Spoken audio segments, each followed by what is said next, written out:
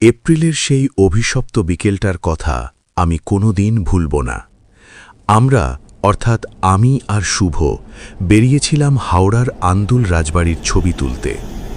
ভাবিনি বিকেলের আকাশটা এভাবে আচমকা কয়লার মতো কালো হয়ে যাবে। ধুলোয় চারিদিক অন্ধকার।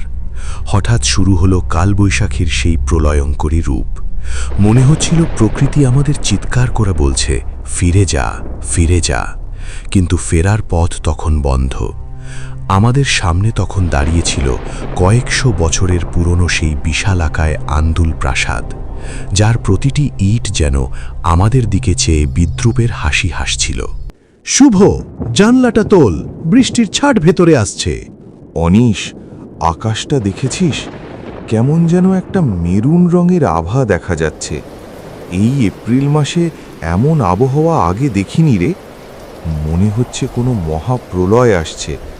আমাদের কি সত্যিই ভেতরে যাওয়া ঠিক হবে? বাইরে থাকলে এই ঝড়ে গাছ চাপা পড়ে মরবি।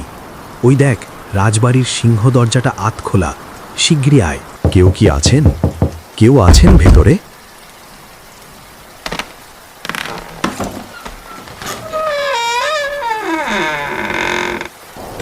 দাদা বাবুরা, আপনারা এই অসময়ে কেন এলেন?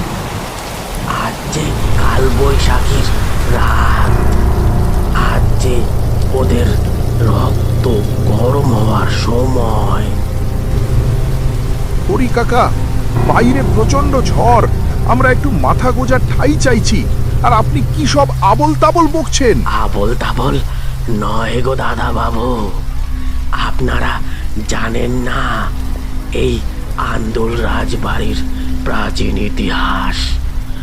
অনেক বছর আগে এক কালবৈশাখীর রাতেই এই বাড়ির বড় কুমার নিখোঁজ হয়েছিলেন।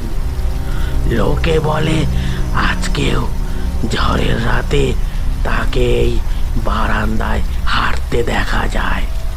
শুনুন, কান পেতে শুনুন। কে কে ওখানে?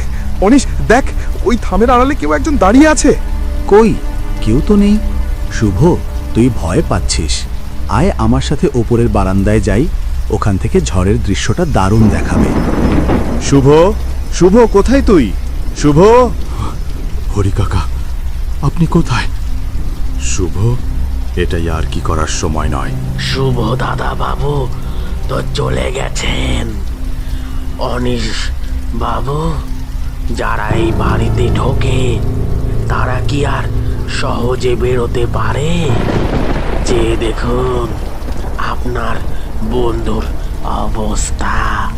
অনিশ, ভয় পাস না। এখানে অনেক বন্ধু আছে আমাদের। আয়, তুইও আমাদের সাথে যোগ দে। হরি কাকা, আপনি কোথায়? না, এটা শুভ হতে পারে না। না, হরি কাকা, আপনি কে? আপনার ছায়া কেন মাটির ওপর পড়ছে না? কে কে আপনি?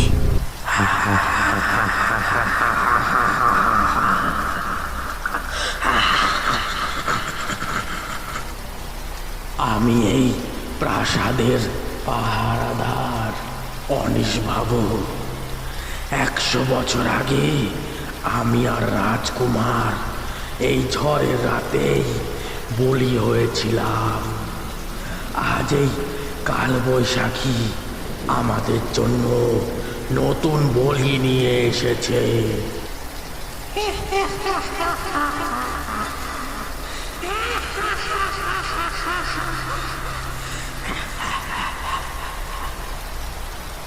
ছেড়ে দিন আমায়।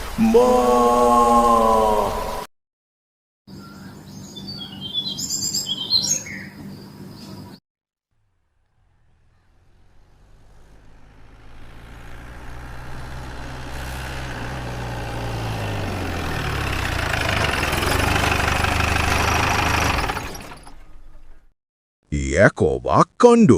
ঝড়ের পরে এই আন্দুল রাজবাড়ির দরজায় একটা ক্যামেরা আর ব্যাগ পড়ে আছে, কিন্তু ছেলে দুটোর কোনো চিহ্ন নেই। কনস্টেবল, একটু ভালো করে খতিয়ে দেখো। স্যার, এই বাড়িতে নাকি আগেও এরকম হয়েছে। গ্রামোফোনে রেকর্ড করা একটা অডিও পাওয়া গেছে, শুনবেন? প্রকৃতি মাঝে মাঝে তার রহস্যের আড়ালে অনেক কিছু গোপন করে ফেলে। অনিশ আর শুভ হয়তো কোনোদিন জানতেই পারেনি কালবৈশাখীর সেই রক্তবর্ণ মেঘ তাদের জীবনের শেষ বিকেলের হাতছানি ছিল।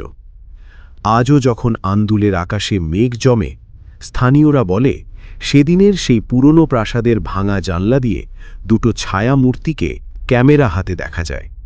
তারা আজও কি ছবি তুলছে, নাকি মুক্তির পথ খুঁজছে, তার উত্তর হয়তো কোনোদিন পাওয়া যাবে না। এই ছিল আমাদের আজকের নিবেদন, আন্দুল প্রাসাদে কাল বৈশাখীর অভিশাপ। যদি এই রহস্যময় কাহিনী আপনাদের ভালো লেগে থাকে, তবে ভিডিওটি লাইক করতে ভুলবেন না।